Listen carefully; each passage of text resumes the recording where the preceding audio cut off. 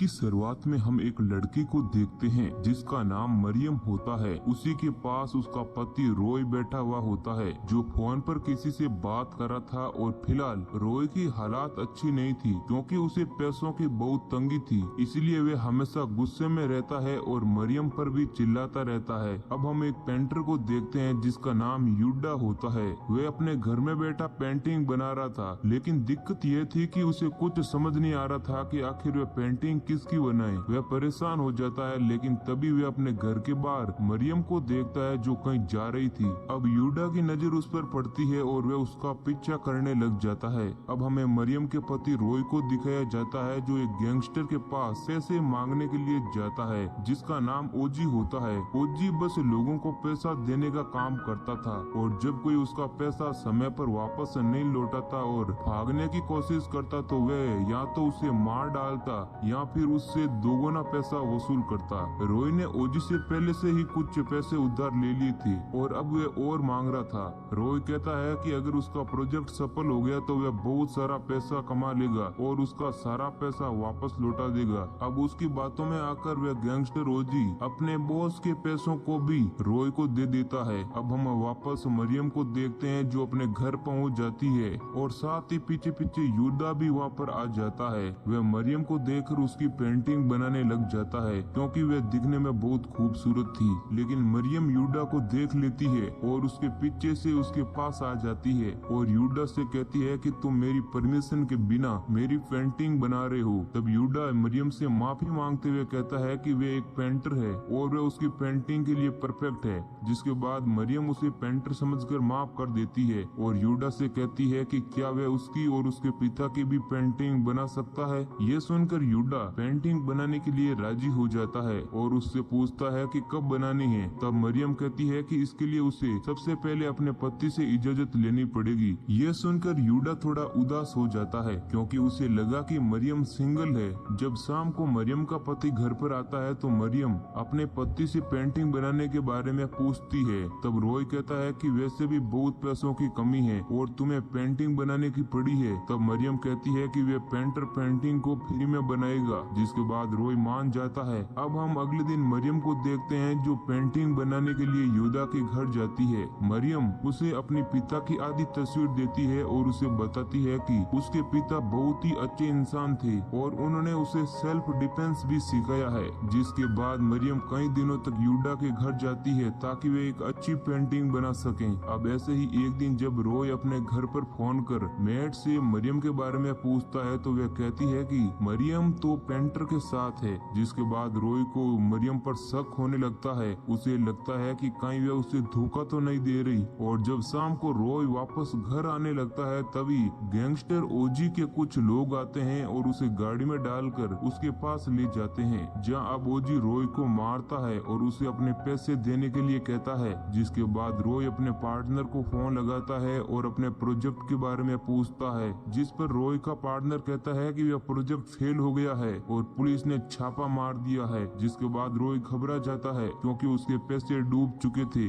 उसके चेहरे को देखकर ओजी समझ जाता है कि अब पैसे नहीं आने वाले हैं। जिसके बाद वह गुस्से में आकर रॉय की अंगुलियां काटने वाला होता है। तभी रॉय कहता है कि वे अपना घर बेचकर उसका सारा पैसा लौटा देगा। जिसके बाद वह गैंगस्टर मान जाता है और उसे एक और मौका देता है। अब रॉय के सामने दिक्कत ये आ रही थी कि वह घर मरियम के नाम पर था जो उसके पिता ने उसे गिफ्ट में दिया था। अब बस उसे किसी तरह मरियम को मना कर वह घर लेना था। अब हम मरियम को देखते हैं जो अपने घर में यूडा द्वारा बनाई गई पेंटिंग को लगा रही थी। साथ ही हम वहाँ पर एक आदमी को भी देखते हैं जो मास्क पहने हुए घर के अंदर आ गया है। अब जब मरियम पेंटिंग लगाकर वापस आ रही थी तब वह डाइनिंग टेबल पर अपनी बिल्ली का कटा हुआ सिर देखती है, जिस कारण वह बहुत ही ज्यादा डर जाती है और जोर से चिल्लाने लगती है, जिसकी आवाज यूडा के कानों तक पहुंच जाती है और वह दौड़कर मरियम के घर आता है और उसे शांत करने की कोशिश करता है। तब वह मेट उन दोनों को साथ देख लेती है। जिसके बाद मरियम उसे वापस जाने के लिए कहती है क्योंकि अब रॉय घर आने ही वाला होता है और अगर वह उन दोनों को साथ देख लेगा तो बड़ी मुसीबत खड़ी हो जाएगी। इसलिए यूडा वहाँ से चला जाता है। जब रॉय घर आता है तो वह बिल्ली का सर देखकर घबरा जाता है और मरियम को कहता है कि ये घर हम बेच देते हैं। लेकिन मरियम नहीं मानती है। वह कहती है कि ये घर उसके पिता की आखिरी निशानी है। तब रॉय परेशान हो जाता है, क्योंकि बिल्ली का सिर काटने का प्लान उसी का था, ताकि डर के मारे मरियम आसानी से घर बेचने के लिए तैयार हो जाए,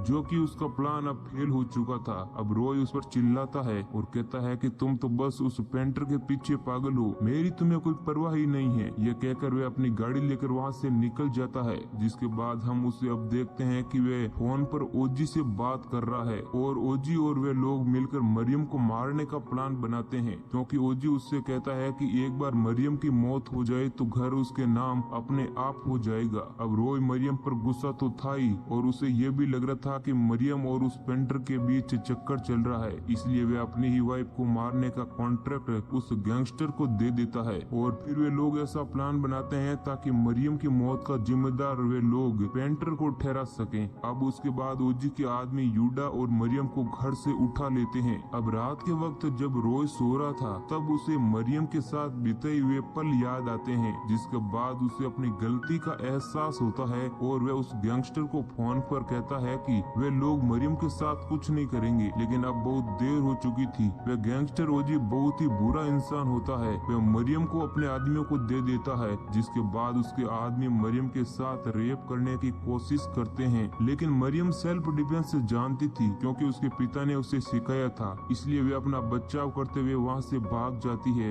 इधर यूडा भी जैसे तैसे अपने आप को छुड़ाकर वहाँ से भागने की कोशिश करता है, लेकिन ओजी के आदमी उसे पकड़ देते हैं और उसके पेट में चाकू घुसाकर उसे घायल कर देते हैं। अब हम मरियम को देखते हैं जो भागती हुई ब्रिज पर आती है और वहाँ पर उसे एक गाड़ी आती हुई दिखाई देती है, जिसे वे रोककर मदद मांगती है। लेकिन उस गाड़ी में वह गैंगस्टर ओजी ही होता है, जिसके बाद वह उसे पकड़ देता है और बाकी के आदमी भी वहाँ पर आ जाते हैं। फिर वे सभी लोग मिलकर मरियम को मार देते हैं और उसे ब्रिज से नीचे फेंक देते हैं। लेकिन यूडा ये सब कुछ देख लेता है और वह पुलिस को भी बताता है, लेकिन धीरे धीरे इस केस में वह खुद ही फंसने लगता है। अब हम रॉय को देखते हैं जो सो रहा होता है, तभी उसे उसकी बिल्ली दिखाई देती है जो उसकी तरफ आ रही थी और उसके शरीर से नीचे खून बह रहा था। ये देखकर वह घबरा जाता है और साथ ही वह डाइनिंग टेबल को देखता है जहाँ पर मरियम का सिर रखा हुआ था। इसी बीच रॉय की नींद खुल जाती है, मतलब था कि ये सब कुछ वह सपने में देख रहा था और अब उसे इस तरह के सपने आते रहते हैं। अब थोड़े दिन बाद शहर के सभी लोगों में ये बात फैल जाती है कि ब्रिज पर मरियम का भूत रहता है। इधर रॉय भी मरियम के डेथ सर्टिफिकेट का इंतजार कर रहा था, ताकि जिसके मिलने के बाद वे घर को बेचकर ओजी का सारा पैसा दे दें। अब हम वापस मरियम को देखते हैं जो ओजी के एक आदमी को ब्रिज तक ले जाती है, जो कि उस वक्त नशे में होता है, और मरियम उसे मार देती है, जिसके बाद मरियम ऐसे ही ओजी के एक और आदमी को मार देती है। इधर हम युद्धा को देखते हैं जो मरियम को लेकर बहुत बुरे सपने देख रहा होता है। अगली सुबह हम देखते हैं कि ब्रिज के पास बहुत सारे लोगों की भीड़ लगी हुई थी, क्योंकि वहाँ पर उन दोनों लोगों की बॉडी टंगी हुई मिलती है जिन लोगों को मरियम ने पिछली रात मारा था। जिसके बाद ओजी के बाकी के आदमी भी डर जाते हैं, क्योंकि उन्हें लग रहा था कि मरियम का भूत उन्हें भी मार देगा। लेकिन ओजी उन्हें समझाता है कि भूत वगैरह इस दुनिया में कुछ नहीं होता है। अब हम वापस यूडा को देखते हैं जो एक दुकान पर बैठा हुआ था। वहाँ पर कुछ लोग कह रहे थे कि मरियम मरने के बाद भूत बन गई है और वह अपनी मौत का बदला ले रही है। लेकिन यूदा कहता है कि मरियम बहुत ही अच्छी लड़की थी, वह ऐसा नहीं कर सकती है। अब हम देखते हैं कि एक रात मरियम ओजी के एक और आदमी को मार डालती है और जो दूसरा आदमी भागने की कोशिश करता है तो वह उसे भी मार डालती है। और जब ओजी घर आकर ये सब कुछ देखता है तो वह डर जाता है, जिसके बाद ओजी का बचा हुआ आखिरी साथी भी उसे छोड़कर वहाँ से कार लेकर भाग जाता है। लेकिन बीच रास्ते में मरियम उसे भी मार डालती है।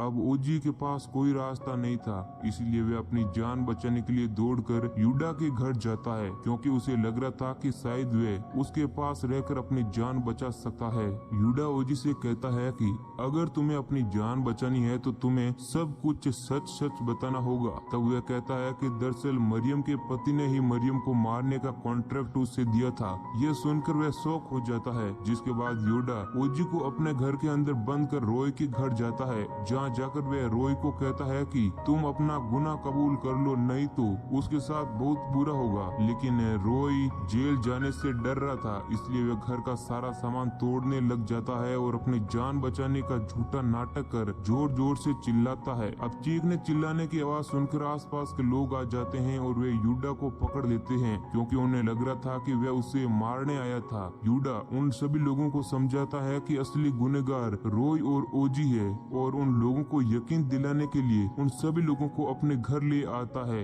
जब वह घर आकर देखता है कि घर का दरवाजा तो पहले से ही खुला है और ओजी की बॉडी उसके घर में लटकी हुई थी। अब सभी लोग जब ये देखते हैं तो यह यूडा को ही गुनहगार समझने लग जाते हैं, क्योंकि उससे बड़ा सबूत और क्या हो सकता था। यूडा उन लोगों को समझाने की कोशिश करता है कि अगर उसने ओजी को मारा होता तो वह उन लोगों को अपने घर थोड़ी लाता, लेकिन उन लोगों में से किसी को भी उसकी बात पर यकीन नहीं होता है, जिसके बाद यूडा को वहाँ से निकलना ही बेहतर लगता है। इसलिए वह उन लोगों से बचकर वहाँ से भाग निकलता है। लेकिन अगले दिन हम देखते हैं कि पुलिस रॉय के घर उसकी सुरक्षा के लिए आती है ताकि यूडा से उसकी जान की रक्षा कर सकें। अब रात के वक्त रॉय को कमरे के अंदर मरियम की आत्मा दिखाई देती है, जिस कारण डर के मारे वह पुलिस को जाकर बताता है, जिसके बाद वह पुलिस वाले ऊपर रूम चेक करने के लिए जाते हैं। लेकिन पीछे नीचे ओजी के बॉस के आदमी आ जाते हैं और वे रॉय को गन पॉइंट पर लेकर बॉस के पास ले जाते हैं। ओजी का बॉस रॉय से कहता है कि जो पैसे ओजी ने तुम्हें दिए थे दरअसल वे उसके थे,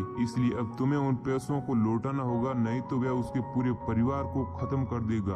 अब हम रॉय को वापस देखते हैं जो ब्रिज पर एक तांत्रिक को लेकर वहां जाता है ताकि वह मरियम की आत्मा को काबू कर सके। अब वह तांत्रिक मंत्र पढ़ने लग जाता है, तभी वहां पर मरियम की आत्मा आ जाती है, लेकिन उस पर उस तांत्रिक के मंत्र का कोई भी असर नहीं पड़ता है, जिस कारण वह तांत्रिक भी डर जाता है और वहां से भाग जाता है। जिसके बाद मरियम की आत्मा रॉय के साथ आए गुंडों को मार डालती है। ये देख रॉय भी बहुत डर जाता है। अब मरियम उसे भी मारने वाली होती है, लेकिन वह उससे माफी मांगता है। तभी पीछे से यूडा भी वहाँ पर पहुँच जाता है, जो मरियम को रोक देता है और कहता है कि वह जानता है कि तुम कोई आत्मा नहीं बल्कि जिंदा इंसान हो और तुम एक घर में रहकर इन सभी लोगों को मारने का प्लान बनाती हो, और जैसा कि तुम्हारे पिता ने तुम्हें सेल्फ डिफेंस सिखाया है इसलिए तुम इन लोगों को आसानी से मार देती हो, और तुमने भूत बनकर इन लोगों को मारने का प्लान बनाया ताकि सब लोगों को यही लगे कि तुम्हारी आत्मा इन सब से बदला ले रही है। रॉय अब मरियम को सब कुछ सच बता देता है और उसे माफी मांगता है और कहता है कि वह अब भी उसे बहुत सारा प्यार करता है। ये सुनकर मरियम रो पड़ती है और उसे नहीं मारती है और चाकू फेंक देती है। तभी हम देखते हैं कि पीछे से उस गैंगस्टर बॉस का एक आदमी आता है और वह यूडा के सर पर मारता है, जिस कारण वह घायल हो जाता है और वह आदमी यूडा को अब जान से मारने की कोशिश करता है, लेकिन तभी मरियम चाकू फेंककर उससे भी मार डालती है और दौड़कर यूडा के पास आती है।